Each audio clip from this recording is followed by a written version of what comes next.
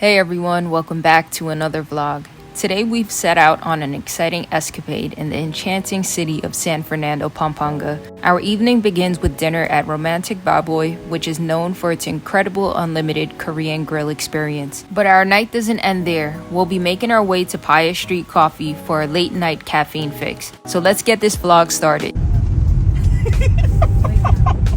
Wait lang, wala akong makita. Hindi man heavy. And then kakain lang nila eh. So I think We didn't eat, we put our food aside. What? Yeah, because you said get ready. Wala baka magsagi yung noodles nyo? hindi siya. Nakahiwalay naman siya. Man, I was about to make myself cheese ramen, right? Killed my vibe. Samji daw. No. Samji? Okay. No, I forgot your word. No, we could do samji because I could get japchae. Hindi lang babayaran mo for worth 600 pesos? Today we are eating at romantic Baboy with the PGIs of JBO. Lead the way, Allison. Lead the way. Hello. Allison, did you subscribe to my YouTube? All right, friends, it's your time to shine. Alakay po kayo. Ang kamarasan. Yung minimum kasi sa alakay nila, automatic 2 minute po siya. So, may manito. Ande.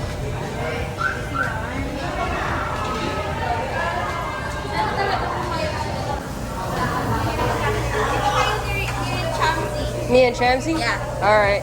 Romantic Baboy is a Korean barbecue restaurant that specializes in offering unlimited servings of both pork and beef barbecue. And here's a fun tidbit. The name Romantic isn't just a whimsical choice. In fact, the 8 letters in Romantic represents the 8 different types of meat that they offer. In addition to their standard menu, they also have special and seasonal menus. And to add an extra layer of indulgence, they even provide cheese for dipping and savoring. What sets Romantic Baboy apart from other similar places is that there's absolutely no time limit. At 549 pesos per person, which is roughly less than $11, you can enjoy unlimited barbecue plus side dishes. These sauces play a crucial role in enhancing the flavors of your lettuce wraps and grilled meat. Here at this establishment, we were given what appears to be a salad or coleslaw, a scallion salad, followed by japchae, candied sweet potato, and some flavorful fish cakes.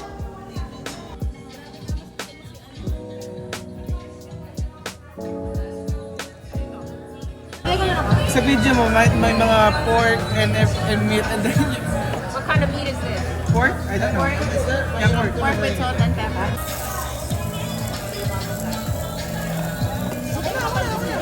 Huwag kang napagod ka matulog. Huwag kang masyado. Ikaw napagod kang manood.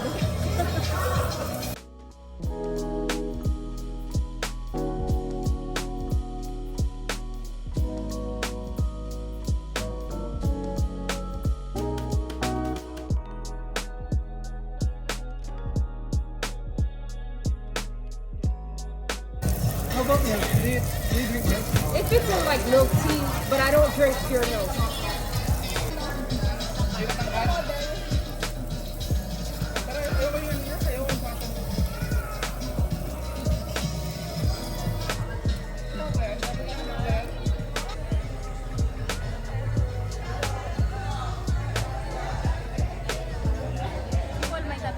Around the grill, you'll notice 3 dedicated slots. These compartments are typically reserved for egg, cheese, and kimchi.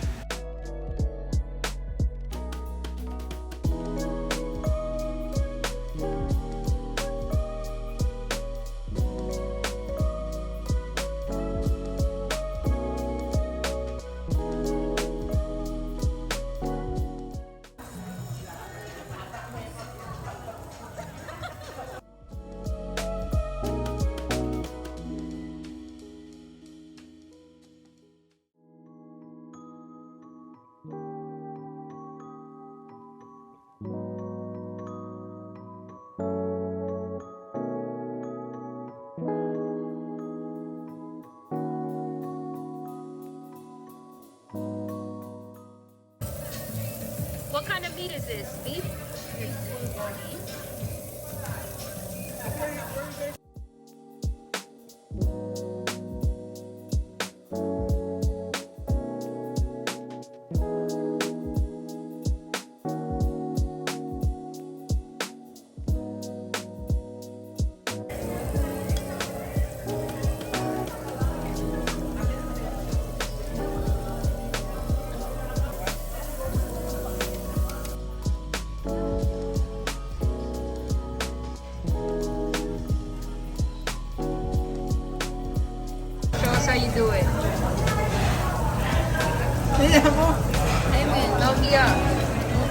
lang. Mamaya na lang, pag nag-melt tayo, ano? Nag-melt na tayo.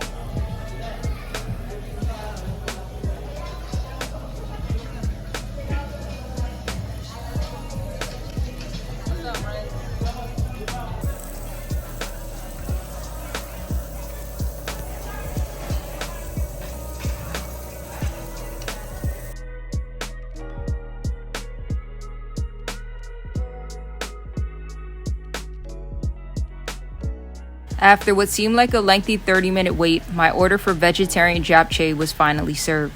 Unfortunately, I discovered pieces of meat in the dish, making it unsuitable for my dietary preferences. Nevertheless, the manager acted swiftly and arranged for a new order. However, due to some past dining experiences that made me a bit cautious, I decided not to eat the replacement dish. Like, I'm not gonna eat this, to be honest with you. I just eat my ramen when I go home. Ramen na lang. Yeah, it's okay. I just don't trust them anymore. I mean, I know here it's difficult, but in America it's normal.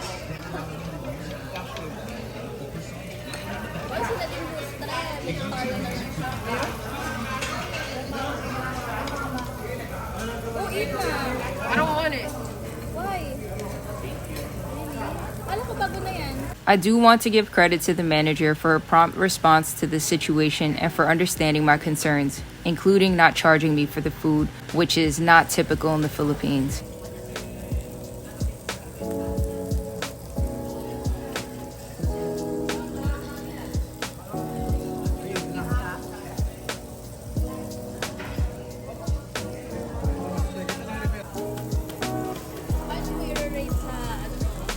What am I gonna rate them? 0.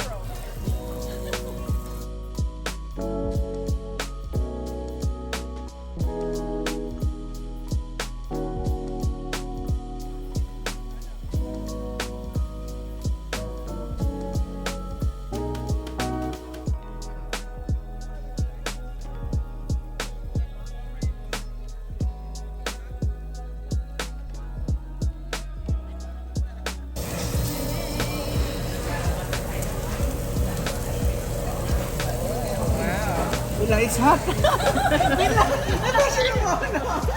Friends, you are ready.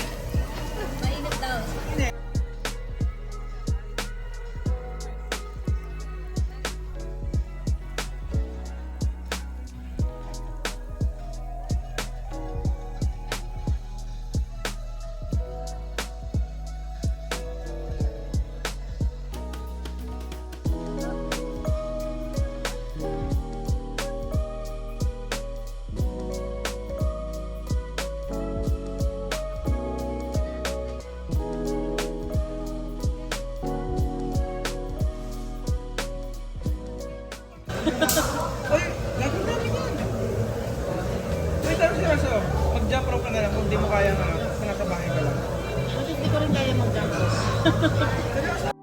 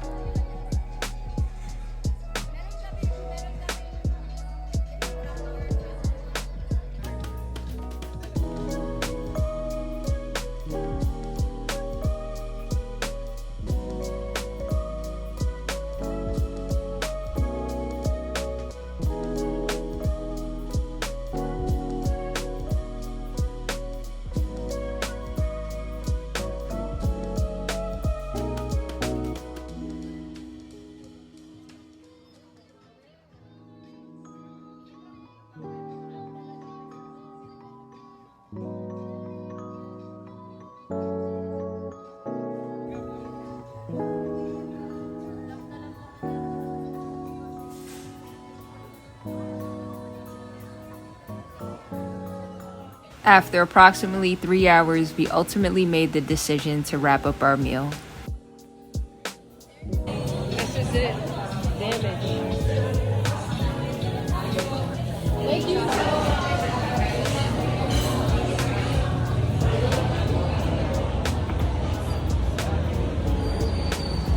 We smell like smoke, friends. Boy, what you doing here?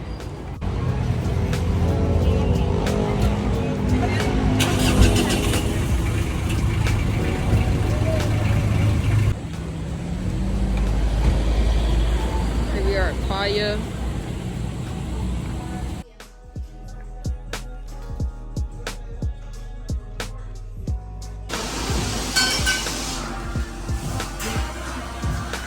It's so small.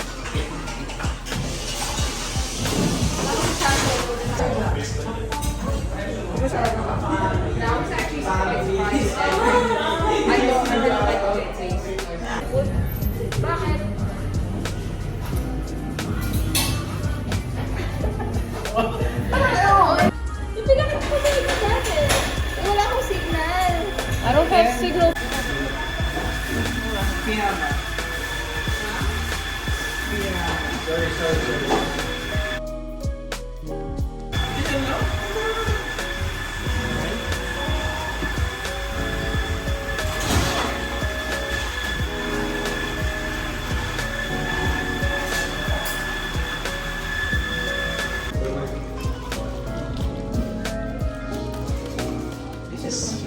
I like this one a lot.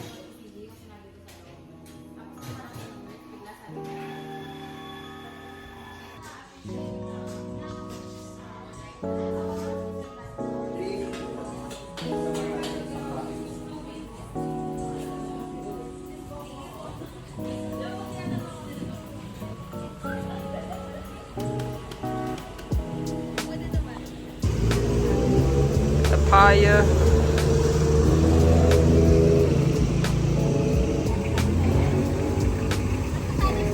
Okay. Thank you for watching, and don't forget to like, share, and subscribe. Stay tuned, and I'll see you in the next vlog.